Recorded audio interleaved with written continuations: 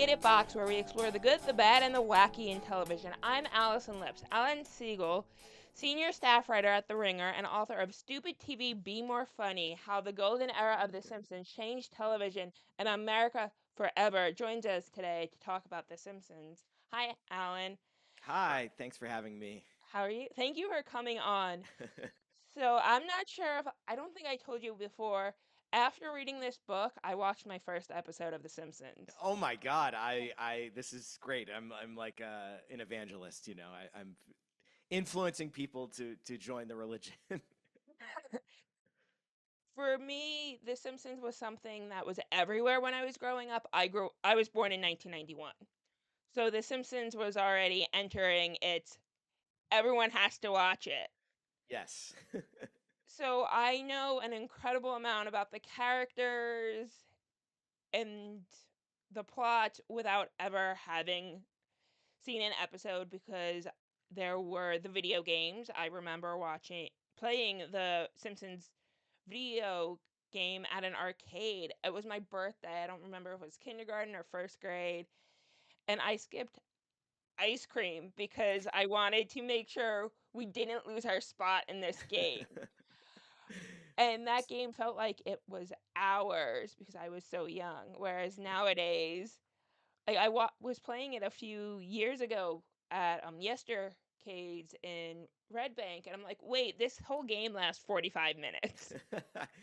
It's funny, my friend and I, when I was in eighth grade, I know we pumped a bunch of quarters into it and we beat it on a beach in Massachusetts near where I grew up. And Yeah. yeah, it was like the idea of doing that was so weird to me. Like my mom and dad would like give me one quarter or two quarters at a time, like at a restaurant or like a pizza place to play a video game. But we were so determined to beat it. And yeah, like everything feels bigger when you're a kid, and then you get a little Yes. older and it's like this game is so small, really. Right, and I always played it on free play because these were arcades where it's like, one, it was a birthday party, so it's not like my mom was standing there with quarters giving all kids quarters. And the other one was like, I pay $15 an hour, whatever it is, and you get the run of Unlimited. the arcade. Yeah. Yeah, yeah, yeah. So that was, and Road Rage. So those were mostly my experiences prior to reading the book and watching The Simpsons. I knew the history. I knew the Tracy Ullman show is where it got its start in 1987. I I'm a Conan O'Brien fan. I knew Marge versus the Monorail. I had never seen it. Wow. So I have rectified that problem. Did it live up to the hype? No, Stark Raving Dad did though, Okay. which So is wait, Marge versus the Monorail didn't live up to the hype for you? Tell me about that. can you shift to the left a little bit cuz it's cutting you off? I'm This sorry. way? No, Yeah, you're there you fine. go. Now you're All centered. right, I all know right. on your end it looks weird, but um yeah, it was a good episode. I think what takes me out of it is Phil Hartman always sounds like Phil Hartman, no matter what character he's playing. And I have Sure. watched so much news radio that he is always going to be Bill McNeil for me. Well, the thing about Phil Hartman is like his range is actually pretty small, but Yes. every character he plays to me is very funny. So it's like, Yes. what's really the difference between Bill McNeil and Troy McClure and Lionel Hudson? It's probably not a lot, but No, it's not. Phil That is Phil why is they called him in. right, and Phil is so good, and like as like Lyle Landley, or he. There's an episode where he plays Bart's big brother, like in the Big Brother organization, Yeah. and it was a role that was supposed to go to Tom Cruise, and they were just like, call Phil because he can do anything basically. Yes. So there was a lot in the book. So you also mentioned so we um I did not realize Jim Brooks how much of an influence he had on this because right now I'm reading a book on James Burrows who worked with Jim Brooks a lot, and I'm like, "Oh, The Simpsons was initially considered a sitcom." Yeah, I think the goal at the beginning was to Yeah. basically make an animated sitcom, like an Yes. actual like a sitcom that wasn't sort of bound by the rules of a live Right. action sitcom. Yes. And as it went along, it kind of grew, but like yeah, it definitely grew out of things that James L. Brooks did, like a Taxi or Mary Tyler Moore, for sure. Yes. And they were still trying to figure things out. I did watch the first episode that was aired, Santa's when Santa's little helper is introduced, which was not the first one made, because the Correct. first one made, which I did not watch, came back from the shop in, was it Korea? Yeah, And it yeah. just So they didn't suit the vision at the time. right. So back then, and it was very common practice in animation that like the American animators Yeah. would sort of set everything up, set up all the shots, and then they'd Yes. ship it to Korea, and it was cheaper to make animation over there, and they would sort of do all the hard work, or a lot of the hard work, not all the hard work, and they Right. would send the episodes back. And the very first episode that was supposed to be the pilot, or rather the series premiere, Yeah. was an episode with Penny Marshall as a guest voice as like an evil babysitter who's actually like an escaped convict.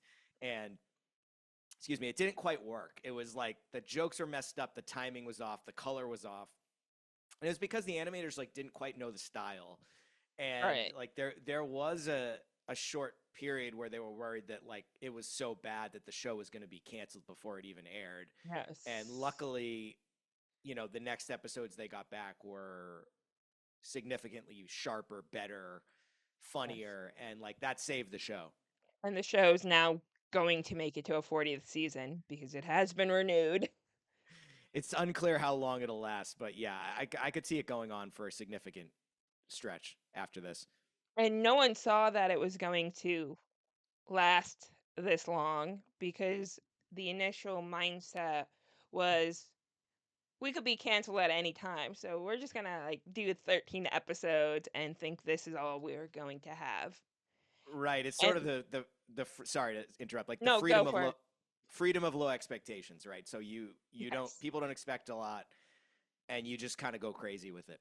Right. And that's when things work. And then when the pressures start coming, you've mentioned this in the book and I believe in other places as well. I think it's in the book, but definitely other places where like starting season 2, people started complaining the show wasn't as good as it used to be. There's an early message board, sort of like pre World Wide Web, pre AOL, which Usenet? is yeah, Usenet. So it was alt.tv.simpsons, and I think like yeah, Yes. I would say like around season 3 or 4, which are like almost unimpeachable, like these incredible seasons of television. There were people being like, the show is going to shit, like it's going in the toilet, and it's really funny that you think about it now, and it just feels so insane. It's like, and it also sort of proves that behavior on the internet has always been like that, like from the Yes. very beginning.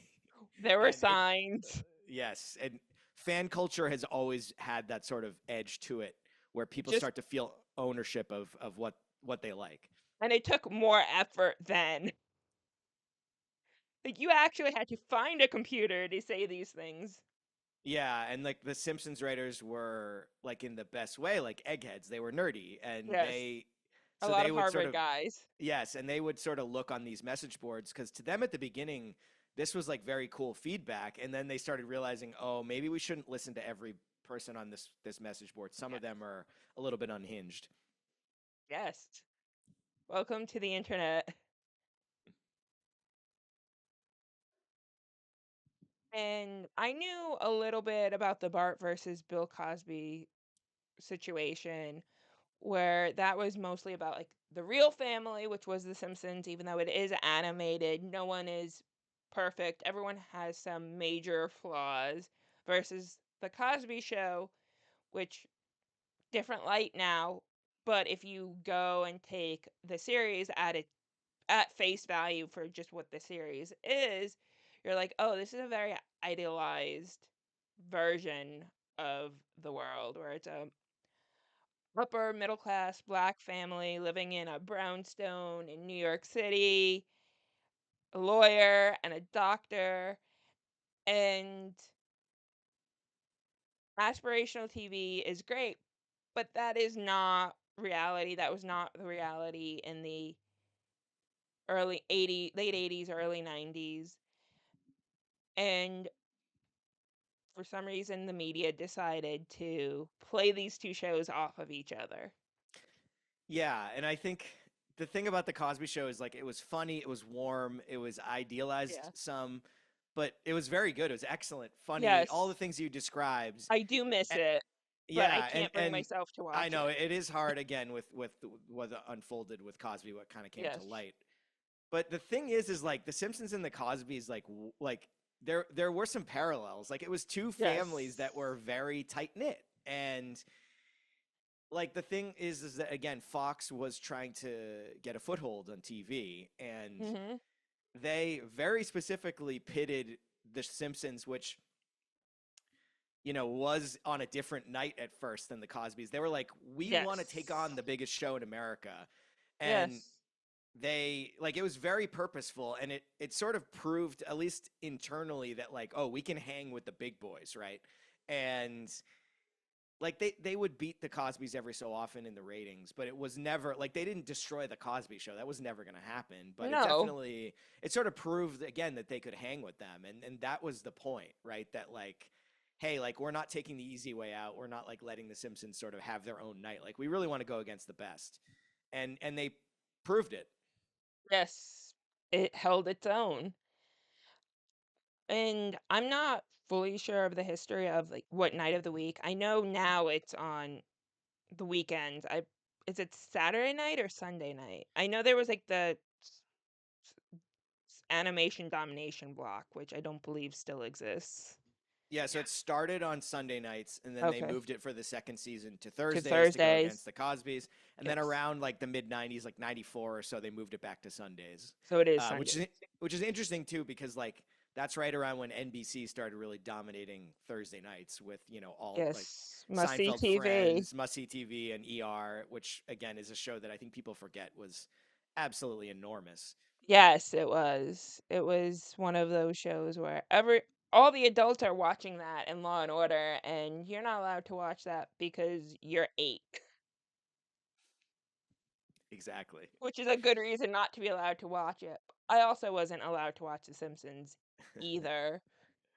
Um, which Well, it's funny. Yeah, Yeah, which it's funny you say that. So my parents initially were not into me watching The Simpsons. They thought it was a little too risque. yeah, And then they sort of realized like this is a way more wholesome, funny show than, yeah, what they ever gave it credit for. And they learned that pretty quickly. But I think it's interesting to watch now. The show is so highly regarded. It's like Peabody Award winning, and yeah, and there are a lot of. Sorry, go on. yeah, and the Ren and Stimpy show, which was on Nickelodeon, which I watched. I'm like, that was way worse than anything The Simpsons did. There's like a lot of weird in a funny way and like kind of subversive way, like these weird sexual undertones of that show and like Yeah. kind of like toilet humor and stuff that like The Simpsons didn't really delve into, which made Ren and No, Stimpy interesting because it was different. That's that maybe not better, but different.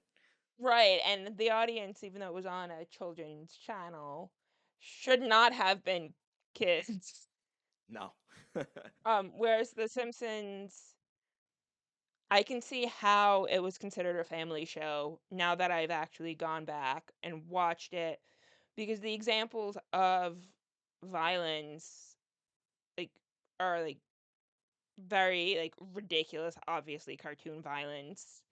Like, the something like this happens at the nuclear power plant and someone dies, it's like, okay, like, the nuclear power plant does not actually have glowing green liquid in tubes in real Right. life.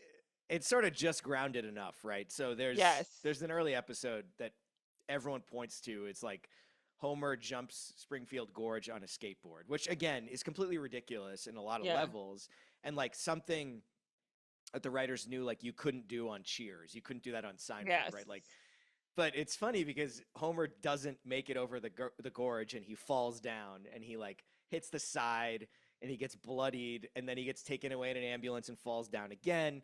And Yes. like there is like some adherence to these rules where like it's not like Looney Tunes where like if No. an anvil drops on the Wile E. Coyote's head, like he's not going to get hurt. No. Like Homer needed to get hurt, and I think that that was Yes. He'll be sort fine of next week, but yes, exactly. Like, but there has to be some actual humanity or like rules about how these characters live. right.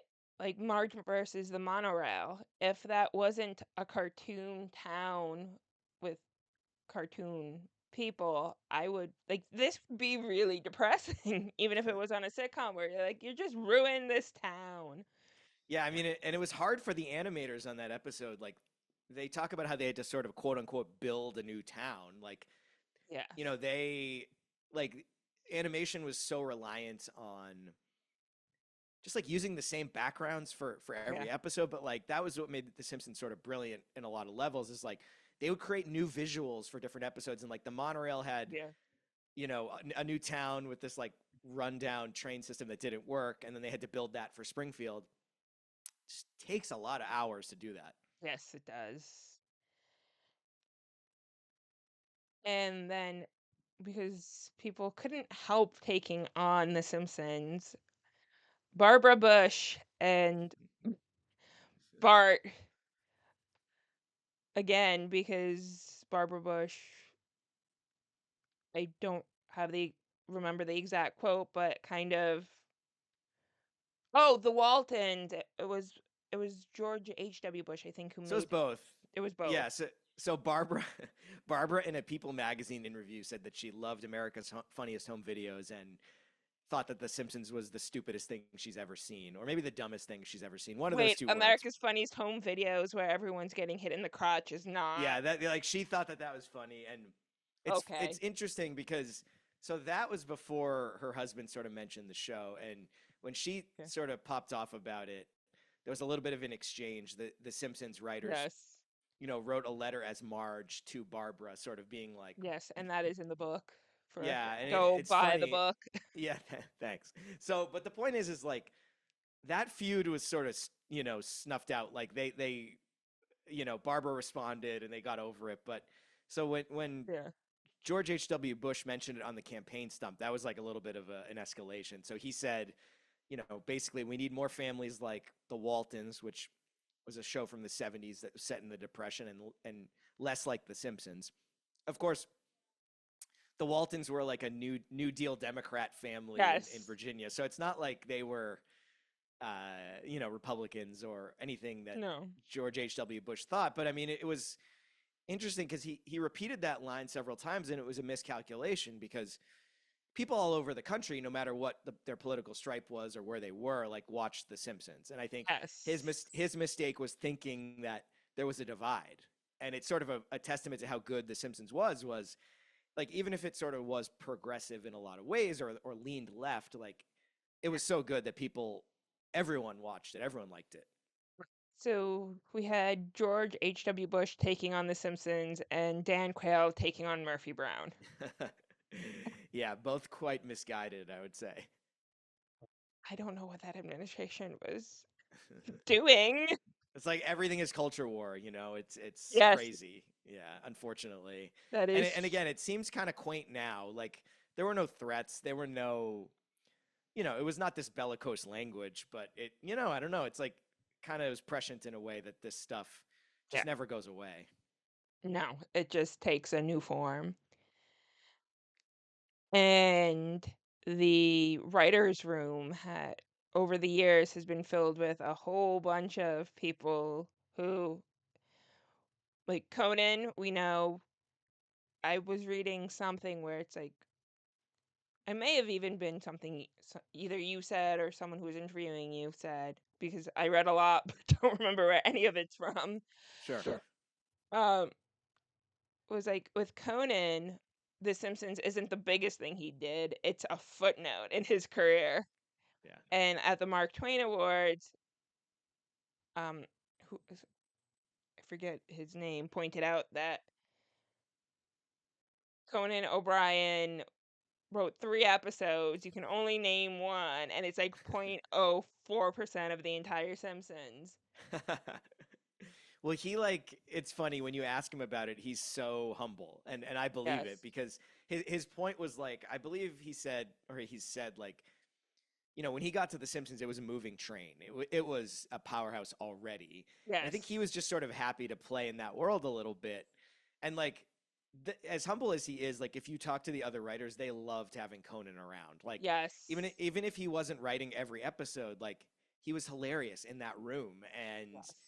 again, like you sort of you brought up the joke about him sort of being responsible for 0.04% of The Simpsons. Like his episodes were so good that they're memorable. Like there are other writers like Yes. that have only written one episode or two episodes or three episodes who like you probably wouldn't remember or I wouldn't remember, but his stand out for sure, even if he wasn't a late night host. Right, and he has also mentioned he's the one who named Jub Jub and his lasting impact because we also I don't know if you might have some more insight than I do. Know what jokes and other episodes he wrote because it's constantly rewritten, but there's only one writer to an episode that is credited, Yeah. even though it is a team effort. Yeah, I mean his other one that is famous is Homer Goes to College. So it's like a fake Animal House, or it's like Homer Homer goes back to college to get a degree for some power plant thing that he needs, and it's funny because like a lesser show would make it an Animal House parody, but it's really like the jokes come in the fact that Homer thinks college is like Animal House, so he just like makes friends with the nerds and he like tries to pull pranks and it's just like insane. He like doesn't he fails basically. And yeah, it's very funny. That's all I'm saying. Homer Goes to College. Let me add that to the list. Yes, you got to watch. And like there's lot of people. There was Al Jean, Bill Oakley, John Swartzwelder. Yep, you got it. He he's an interesting character. He wrote most of the episodes. He was originally not most of the episode. He wrote I think The most. Yes, the he wrote the most most of anyway, yeah. thank 59, which is a 59. really astounding number, especially cuz a lot of them were in the 90s when the show was like at its peak. And Yeah. he was different than the other writers. He was a former advertising guy. He didn't go to Harvard. He like looked like David Crosby. He chain smoked. He drove Yes. like a beat up old car. He was a character, and I think that definitely brought a flavor to the show that maybe the other writers didn't quite have. Like they were all in the same Mhm. wavelength, but this guy like he liked old timey things, radio plays, like old timey baseball, like old timey Americana, and that like kind of got into So the his show in a weird way. references were different in a show where everything was put in terms of a reference to something. With Treehouse of Horrors, they had the Raven segment. So it is a very pop culture literate show that is also part of pop culture itself. Yeah, they basically like took a century of pop culture and like synthesized it into something that was even better than everything else that they had. Like the whole was even better than the sum of its parts, which had some amazing parts to them, right? But they took the good, the bad, the ugly in movies, TV, music, culture, and like somehow like joined them all together in this Yeah. magic way. Yes. And obviously you have a relationship with The Simpsons. What drove you to want to write this book? So I, again, like you said, had been a Simpsons fan since I was 7 years old, and I was always sort of impressed with how influential it was. And for years, like the last decade, I've been like, how do I write a book about The Simpsons? Yeah. And it was tough to sell because it's such a big topic. It's almost 40 years in existence. Yes. How do you break it off in a way that is digestible, basically in a book form? And like 3 or 4 years ago, I came to the realization that the things we talk about in The Simpsons that we love, that we quote, that were like in our bloodstream, Mhm. basically subconscious, is this first 8 to 10 year period, which is, I Yes. think, the golden age of the show, kind of inarguable. And it's also a tidy narrative because it begins basically in the 90s, late 1989, and it Mhm. ends ends in the late 90s. And it's like the story of the 90s basically in America, Yes. the pop culture story. And that is what I really wanted to focus on and like kind of put me into overdrive in terms of like how do I do this? And that's what helped sell the book. Yeah, it is very focused on that. You do mention, I believe, towards the end, because it's impossible to just cut off 10-year mark on a show that's still going. Yeah. Yeah. But I have become more aware of the fact that the first decade of The Simpsons, specifically the first 8 years, and if you want to get more specific, it's like 3 to 5, people generally consider the best. Yeah, I mean, I've heard I'm like a 1 through 9 or 1 through Okay. 10 guy, but there are people who are like, yeah, it's 2 to 6. Some people are like it's like 3 to 8. Yeah. So like you can sort of slide the scale a little bit, but um, Yeah, no one's going season 32, no, best no. I ever. mean, and there are good episodes now. Yes. It's true. It's just a little different. The show is sort of a victim of its own success. It was so good in the beginning that it's hard to live up to that legacy. I'm sorry, I wasn't yawning because of you. No, you're good. Um, yeah, it's something that I am glad that I finally got around to watching. For people like me who are first getting into The Simpsons, where do you recommend that we should start, or what are your favorite episodes? So for anyone who hasn't seen it, again, people talk about the first season as if it's like a little rudimentary or raw, which is true. But there's Yes. some really great, great episodes. Like I would start with the first episode, Simpsons roasting on an open fire. It's a Christmas special. Yeah, that's It's a the really, one yeah, really I good started introduction with. to the show. It's kind of perfect in a way. Like Homer still sounds like Walter Matthau, which is funny. Dan Castellaneta, who does his voice, kind of changed his voice like Yes. early season two. Life on the Fast Lane. That's another first season episode. It's Albert Brooks plays Marge's bowling instructor. It's a really good amount distillation of The Simpsons, which is like he tries to woo Marge and she eventually sort of spurns him and goes back to Homer. And again, it's sort of like a shows the ethos of the show, which is like this family that's very together, even despite temptation. And Yes. I would like watch everything from season 2 on beyond that. Lisa's Substitute, which is an episode with Dustin Hoffman as a guest voice. It's like maybe the best episode they've ever done. That's a season 2 highlight. Yeah, and again, I would go from there. And I think like in terms of my favorite episode, I love Mr. Plow, which is Homer and Barney are like rival snowplow drivers, just because it's such an episode that kind of goes along with the ethos of the writers wanting to do things that they couldn't do on live action TV. Like you couldn't have an episode where like Barney and Homer are like driving through the snow in their trucks and like going a mountain, and Yeah. Linda Ronstadt has a cameo, and it's just like very zany but really warm in a funny way. And the first episode also goes back to the point of the show can be very sweet because Santa's little helper is introduced, and she is Santa's little helper. She I think it's a he. it's a he. Yeah. He was a racing dog that Homer bet on. Was not very good at racing. Got like let loose, and the Simpsons brought him home, and that is how they got Santa's little helper. So the whole like criticizing the Simpsons for not being the Waltons when that is the first episode ever aired is misguided. Yeah, it's a very like bittersweet episode. And it sort of again has all the things that made The Simpsons great. It's like Bart gets a tattoo.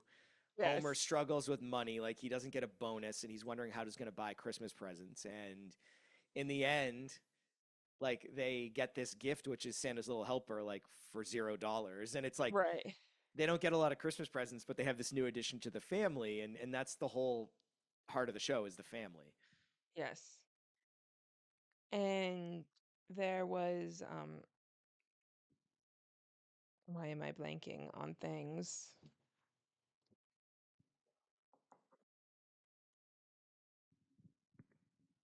Okay,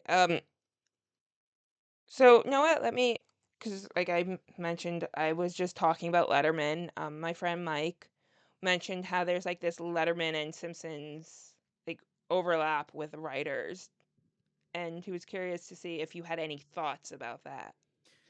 Yeah, I mean it's a very similar sense of humor, right? It's Yes. like this sort of like strange, like not random, but a little bit like George Meyer, who's a classic Simpsons writer. Yeah.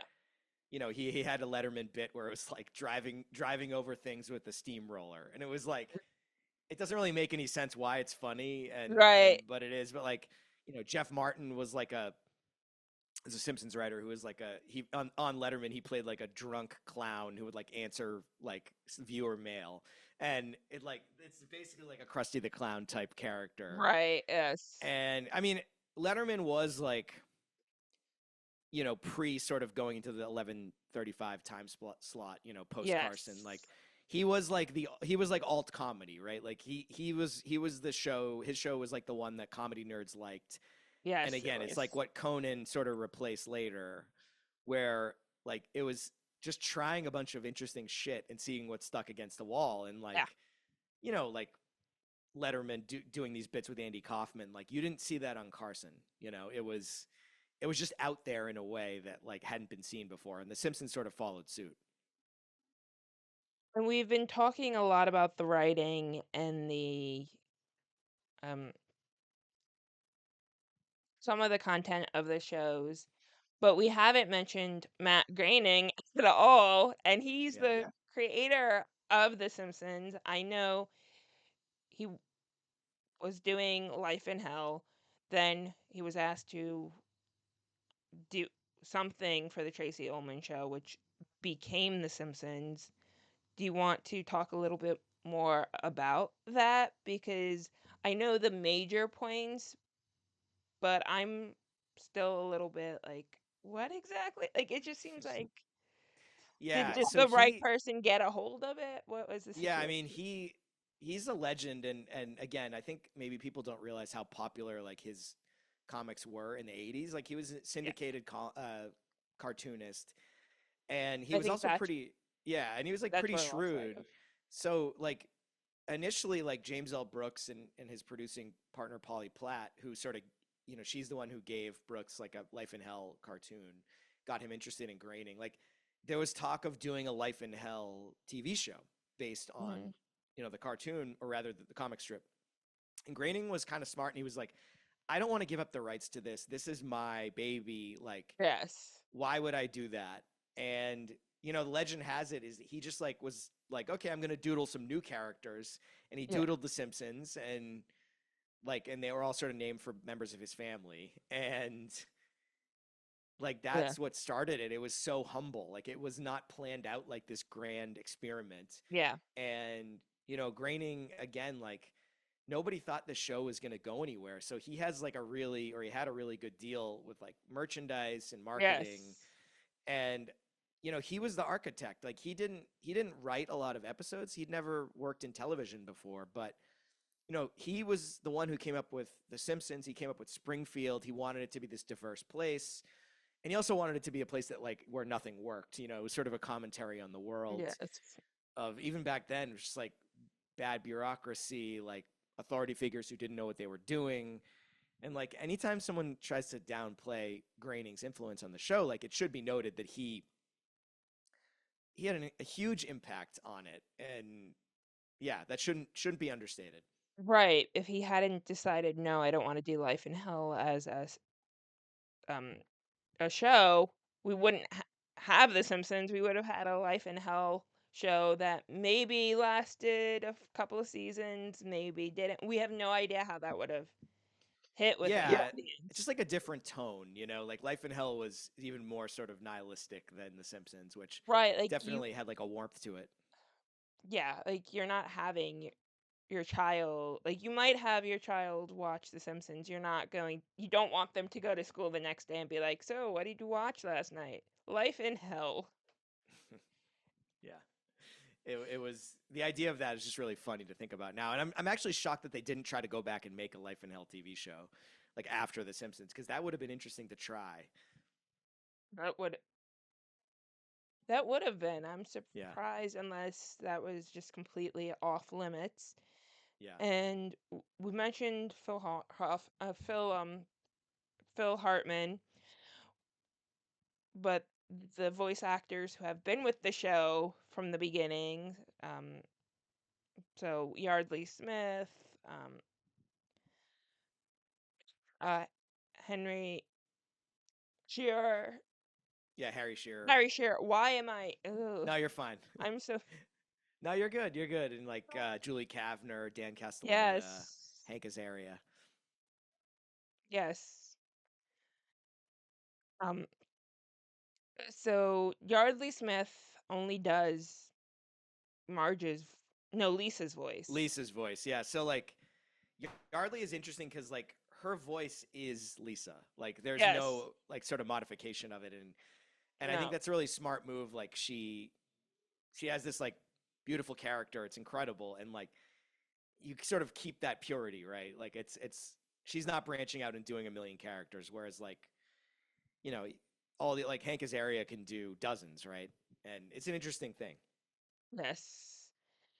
And this happened after the out like after the scope of the book, but like Hank Azaria was Apu, which is a character who was a very long running one, and he stopped doing the voice for it due to it being considered culturally insensitive. And Hmm. Hank Azaria was like, get a Southeast Asian or Indian actor to do his voice, and instead, Apu was demoted to background character. Yeah, he sort of has been phased out. I mean, Azaria, like to his credit, it was like different back then. That people weren't aware Yes. of these sort of cultural sensitivities, or maybe they should have been, but they weren't. And Right. yeah, he gave Apu pretty stereotypical accent. I mean, as a character, Apu is really interesting because he's like one of Yes. the smartest on the show. He's very loyal and funny, and He plays a you know, big role in Road Rage and a few of the other console yeah, games. for For a sure. character that is not part of the main Simpsons family.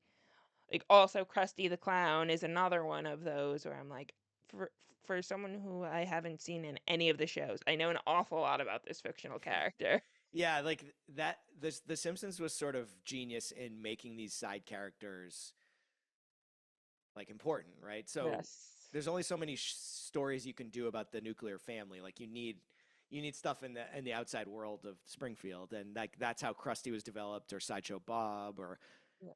you know Lionel Hutz, or any of these characters, or Apu. Like you want to see, or Mr. Smithers. Like you want to see the lives of these other characters too. Oh, and Ned Flanders. Yes, in Flanders, exactly. That's a good one.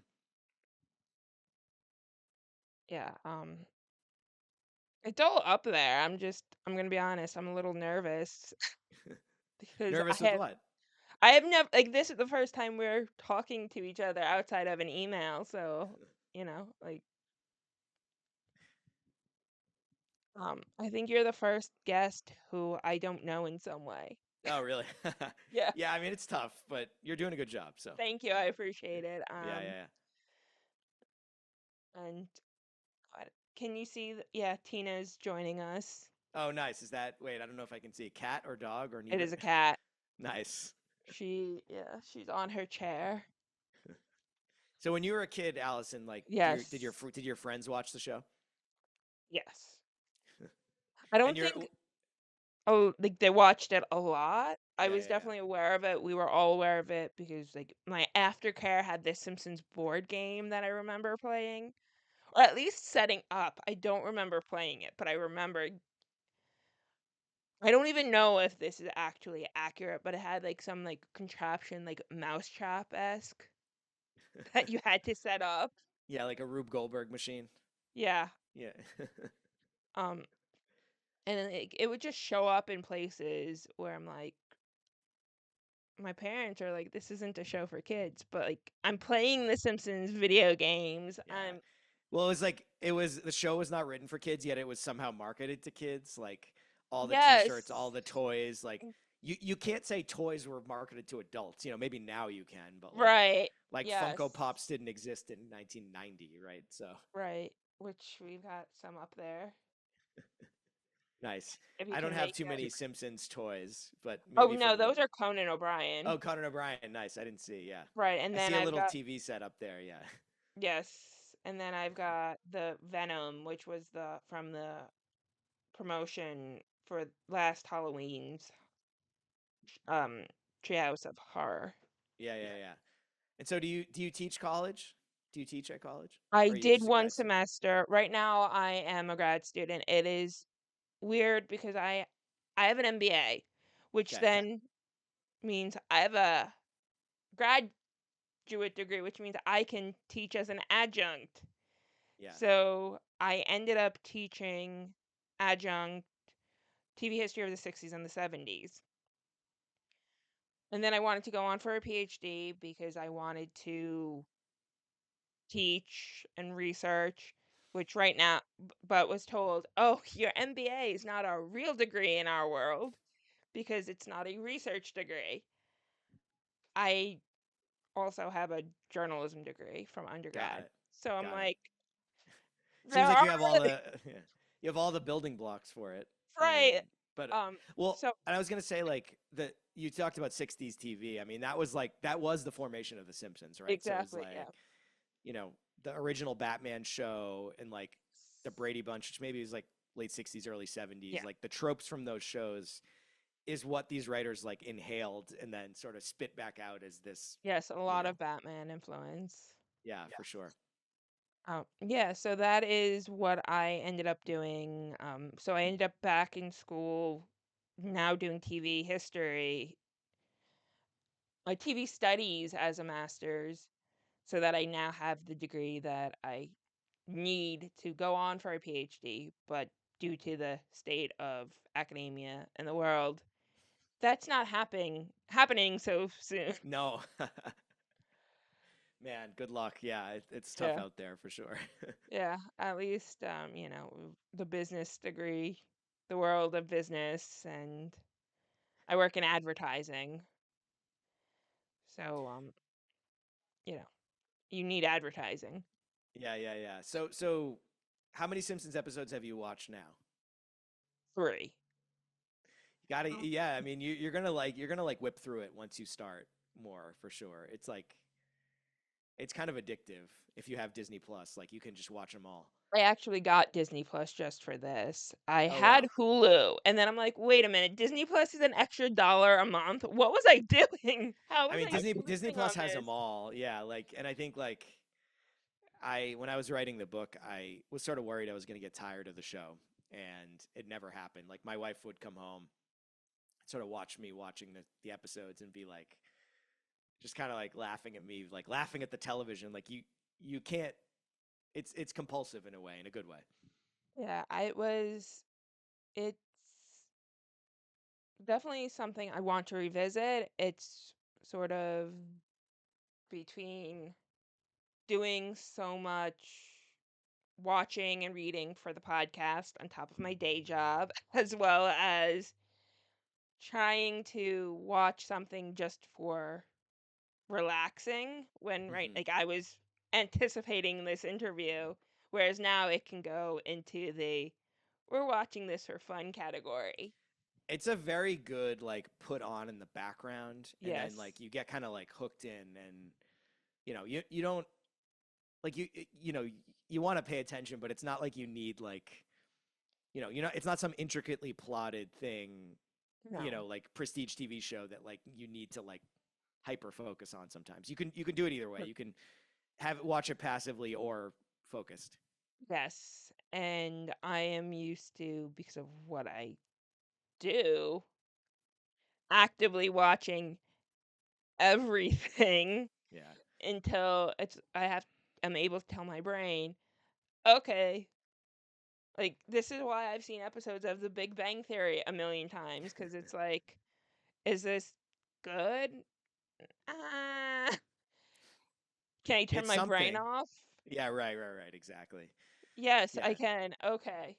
Well, it's like, you want stuff for comfort sometimes. Like I'll put on like Exactly. old episodes of like Anthony Bourdain's show just because it's oddly soothing, even if it's very serious at times, like Yeah, it's you like can just Law get and Order, which it's yeah, you like, can get lost in it, like what even if you know what's coming.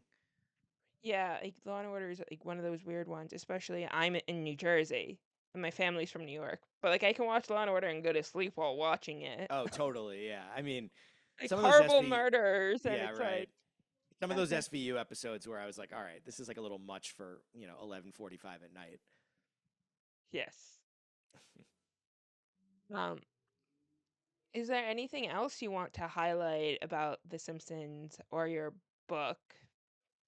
Yeah, so I will say the thing about the book that I've tried to do or tried to really get across is like I think it works for people who have never seen The Simpsons and for people who are hardcore fans. And Yes, and it that's what I really does. wanted to do. And I think like for people that have never seen The Simpsons or don't know it very well, like I tried to sort of get into why the show was so important or influential. And Yes. for hardcore fans, there's a lot of stuff on how it got to be that influential that you might not know. And I think that was a big goal of mine, Yes. and I hope I did it. And I think people will like it for both of those things. Yes, I learned a lot about The Simpsons, and then it's like, okay, this thing that I now know a lot about, what is it? Because the video games have nothing to do with the actual show other than they share characters. Right, Like, exactly. none of them, like, there's no connection between them. And that might be part of the beauty of The Simpsons, where you can just transport these characters because they are cartoons, and you're just like, okay. But there is was it Selma who they killed off? um, I don't The think one so. character, no, there Or like wasn't. Maud Flanders, Mard Flanders. she dies in like a season 9 or 10 And then episode. everyone got mad about that because Yeah, that didn't make the any sense. And yeah the then continuity was weird for sure. s- um how is The Simpsons with continuity? Because there are shows you watch and like Friends, you're like, oh, we're just gonna ignore the fact that how Rachel met these people has changed multiple Yeah, times. there's some like kind of wonky stuff with it because it's like animation, so you can play with it. Yeah. I think it's pretty steady. Like, of course, there are examples where they change things, but yeah, like people love these characters, that they love the show, so there's not a ton of messing with it. Oh, yeah, and I think that's really all that comes to mind. I appreciate you coming on GFib and discussing. I have it right here. Stupid TV, Be More Funny. This is available Amazon and a bunch of other places. Anywhere you can buy books online. There's a good site called bookshop.org that is sort of where you can buy it from like an indie bookstore, which is like a great site. But you can really buy it anywhere. And yeah, Allison, I appreciate you having me on. Thank you for I really appreciate Of this. course. Thank you again. Until next time, I'm Allison Lips. This has been Greetings from the Idiot Box. Remember, television is a medium neither rare nor well done. Bye. Take care.